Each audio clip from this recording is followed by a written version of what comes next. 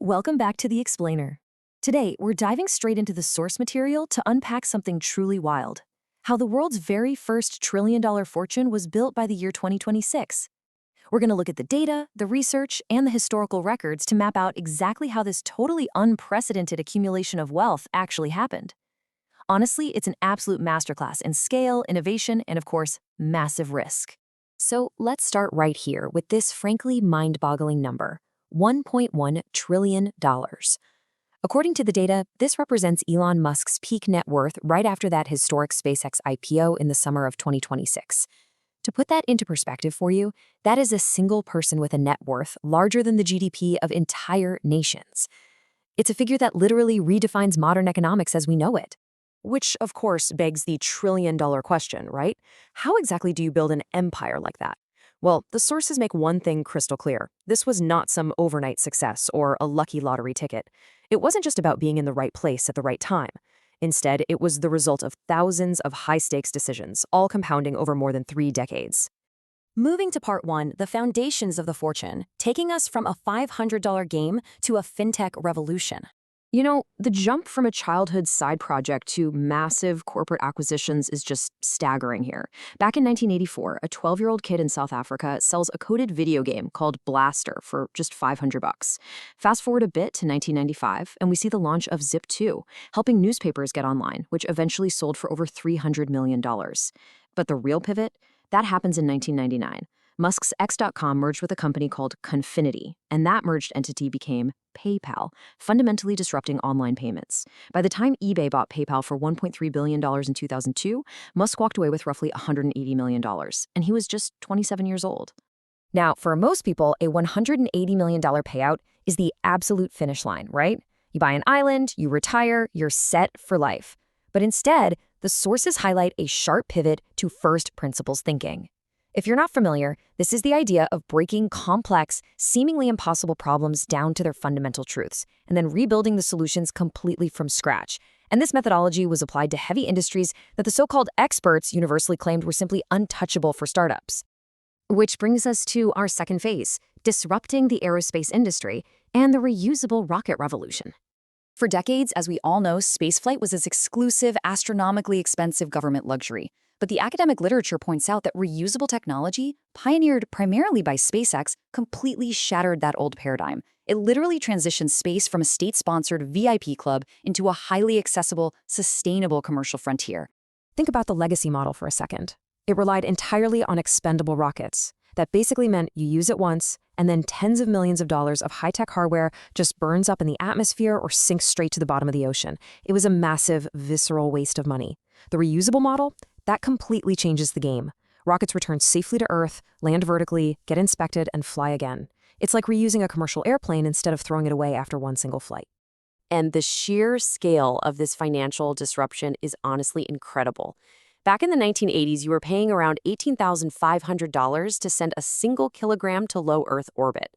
But with the reusable Falcon 9, that cost plummeted to just $2,700.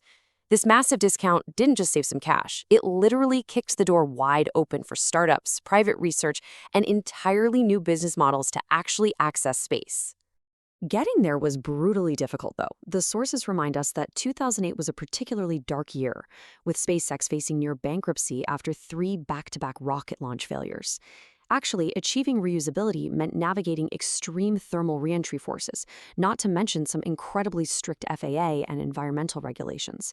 It was a massive, high-stakes gamble that very nearly didn't pay off. Moving into Section 3, the AI and data race.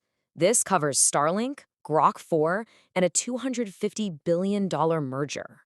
By 2026, a compounding ecosystem had really taken shape.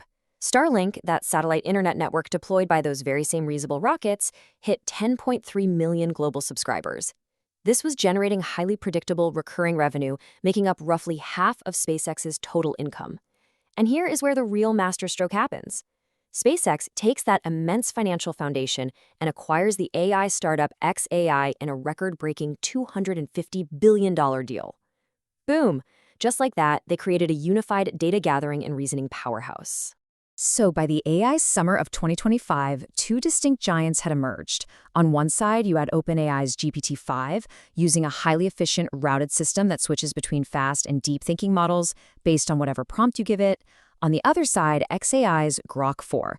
The sources note Grok went with brute force scale. We're talking 1.7 trillion parameters, an advanced multi-agent debate system, and a massive supercomputer called Colossus packed with 200,000 GPUs.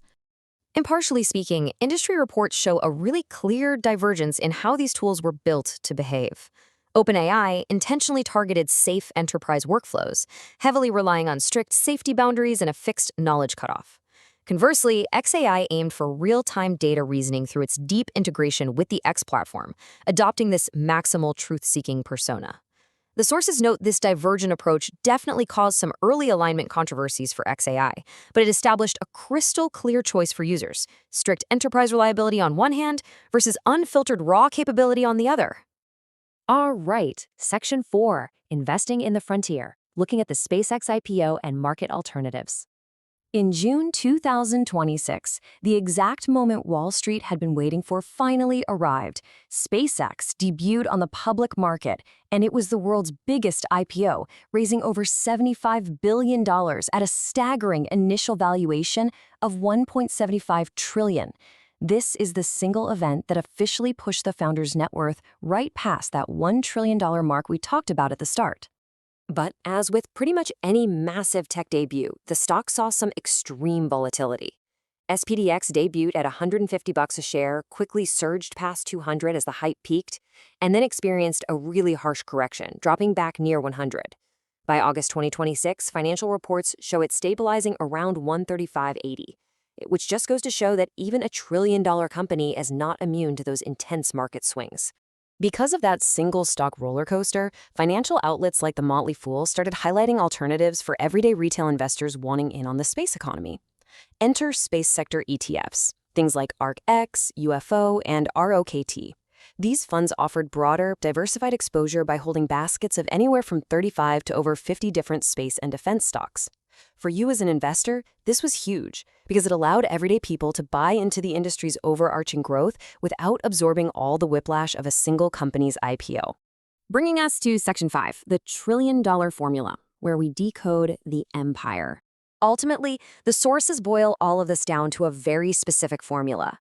Because, let's be real, you do not build $1 trillion through a standard salary. You build it by maintaining ownership of highly disruptive innovations and relentlessly scaling them over time. It requires blending massive vision with the sheer, stubborn endurance needed to survive decades of inevitable setbacks.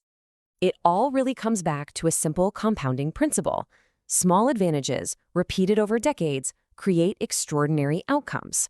When everyone else was obsessing over quarterly profits or cashing out early, the focus here was always on the next 10 years. It's about relentlessly pushing the very limits of physics and engineering rather than ever settling for early financial comfort. Which leaves us to wonder, right? We've literally watched rockets learn to land themselves. We've seen AI models scale to trillions of parameters.